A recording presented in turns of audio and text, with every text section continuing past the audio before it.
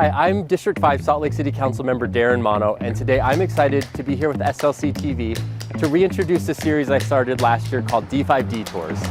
The goal of this video series is to introduce residents to some of the unique and special parts of District 5 that make this part of our capital city so wonderful. For our first video today, we're here at one of the newest landmarks in the district, the Whale, otherwise known as Out of the Blue. And I'm excited to be joined by Salt Lake City Arts Council Director Felicia Baca to talk about the history of this artwork and the Arts Council programs in general. Felicia, thanks for joining me here today. Before we get started, why don't you just tell us who you are and what your role is with the city? Yeah, so I'm the director of the Salt Lake City Arts Council, and one of the many incredible programs we have in the city is the Public Art Program, which creates artworks across neighborhoods in our city. Tell me a little bit more about what we're standing in front of. Yeah, so this is a sculpture called Out of the Blue by Stephen Kessler, and it features a mural by Mike Murdoch.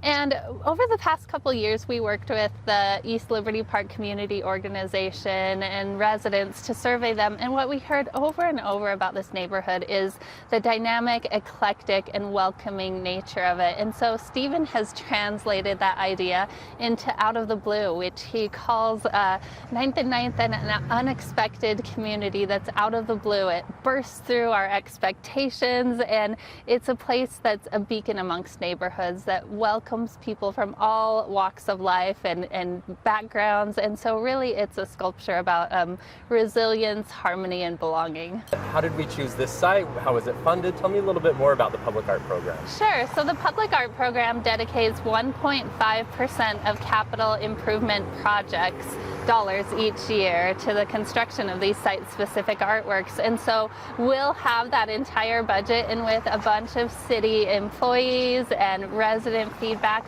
we'll choose locations that are best fit for artwork in the neighborhoods. And then we usually work with a Liberty Park, like in this case, the East Liberty Park Community Organization or a community council, to get feedback from residents and start to put out an RFP or a request for qualifications too for artists to commission the project. Wonderful. It's a fun way that our community has engaged with public infrastructure and public art. Yeah, absolutely. It's been really great to, have the conversations. And what's really exciting about art is when you put a work of art out into the public realm, the neighbors really get to create the narrative and the story. And so since we've installed this work of art, we have heard the many stories about whale myths in the Great Salt Lake, and environment was something so important to these artists. And whales are really kind of a barometer for climate change as well. And so in an interesting way, it speaks to that concern from the residents.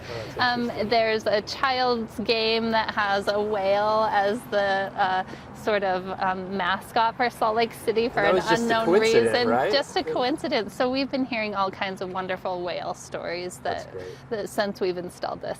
We wanted to pay some tribute to the wonderful grassroots project with the gnomes that has happened. So we worked with second grade students at Benyon Elementary School and local artist Paul Heath, and we gave them sort of the ethos of the project and the prompt, how a whale found its way in a world of gnomes. And they did a printmaking project, over 40 students, that's inside of the whale. That's this time capsule that's meant to kind of tell the story of their city and this narrative of belonging and inclusion and cooperation and cohabitation. Well, anything else you want to share with the community about this project or about the Arts Council in general? Yeah, we're just so excited to have residents engaged in this process and learn about how their city dollars that are at work. And we always have board openings for residents to participate in the public art process. So again, if you go to saltlakearts.org, you can learn more there about all the many programs that we do. Wonderful. Yeah. Well, thank you so much for joining me today. It was great to learn a little bit more about this new piece of art and the way it found its way here in 9th and 9th. Thanks, Darin. Thank you for tuning in to this episode of D5 Detours. I'm excited to continue featuring different parts of our district, and if you've got an idea of a great place that we can talk about, reach out to me by email or on social media and let me know what your favorite part of District 5 is. And to keep up with what we're doing in the city, go to slc.gov to find out more.